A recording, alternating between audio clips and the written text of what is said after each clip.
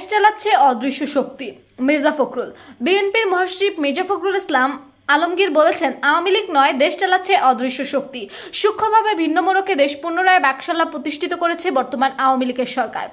শনিবার 11 মে বিকেলে রাজধানীর নয়াপল্টনে দলের কেন্দ্রীয় কার্যালয়ের সামনে বিক্ষোভ সমাবেশে তিনি এসব কথা বলেন। বিএনপির চেয়ারপারসন বেগম খালেদা জিয়ার সুচিকিৎসা সহ নিঃশর্ত মুক্তি, বিএনপির নেতাদের মিথ্যা মামলার প্রত্যাহার, যুবদলের সভাপতি সুলতান সালাউদ্দিন টুকু সহ সকল রাজবন্দীর মুক্তির দাবিতে এ সমাবেশের আয়োজন করেন যুবদল। ফখরুল বলেন, প্রতিহিংসার রাজনীতির কারণেই বেগম খালেদা জিয়াকে আটকে রাখা হয়েছে। আওয়ামী লীগের ভয়ে খালেদা জিয়াকে মুক্তি পেলে অবৈধ ক্ষমতা শেষ হয়ে যাবে। বিচার ব্যবস্থাকে অপব্যবহার করে সরকারের নির্যাতনের হাতিয়ার বানিয়েছে বলে অভিযোগ করেন বিএনপির মহাসচিব। এ সময় বিএনপির কেন্দ্রীয় নেতারা বলেন, সরকার জনগণের বিপক্ষে গিয়ে ক্ষমতায় টিকে রয়েছে। আওয়ামী লীগ দেশের রাজনীতি, অর্থনীতি, সমাজনীতি সব বিনষ্ট করে দিয়েছে। তাই জনগণ এদের কাছ থেকে মুক্তি চায়।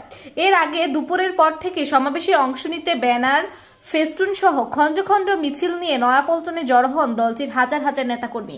এই সময় তারা বিএনপির চেয়ারপারসন বেগম খালেদা জিয়ার মুক্তির দাবি সহ সরকার বিরোধী বিভিন্ন স্লোগান দেন।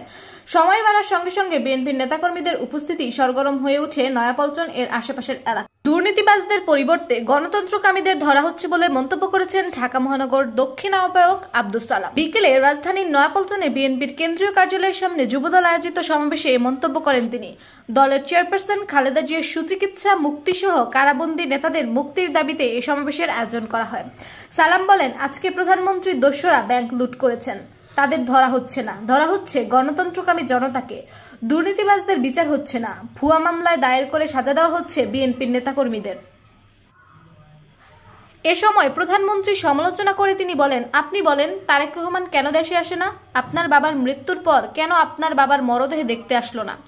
আপনি তো তারেক রহমানকে পাসপোর্টও কেড়ে নিয়েছেন, আপনার পাসপোর্ট কেড়ে নেওয়া হয়নি, তাহলে কেন আসলো না?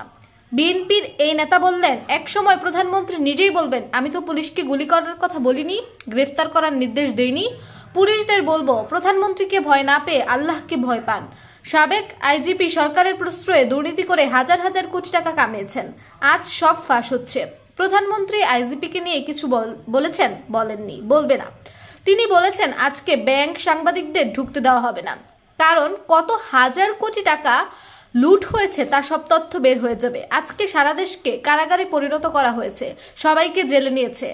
আমরা জেলকে ভয় পাই না, ভয়কে জয় করে আমরা রাজপথে নেমেছি। চলমান আন্দোলনের মাধ্যমেই সব অন্যায় অবিচার ভেসে যাবে।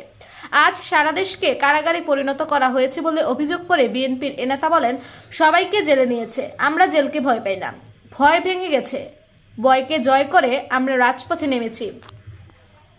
আব্দুস সালামের সভাপতিত্বে সদস্য সচিব রফিকুল আলম মজনুর সঞ্চালনায় এতে বক্তব্য দেন বিএনপির সিনিয়র যুগ্ম মহাসচিব রুহুল কবির রিজভী, ঢাকা মহানগরের উত্তর সচিব আমিনুল হক, বিএনপির আন্তর্জাতিক বিষয়ক কমিটির সদস্য ইঞ্জিনিয়ার ইশরাক হোসেন, স্বেচ্ছাসেবক দলের সভাপতি SM জিলানী, মুক্তিযোদ্ধা দলের সাধারণ সম্পাদক সাদেক খান, যুব দলের সাধারণ সম্পাদক আব্দুল মোমেন মুন্না, কৃষক দলের সাধারণ সম্পাদক শহীদুল ইসলাম বাবুল, ঢাকা মহানগরের দক্ষিণ যুগ্ম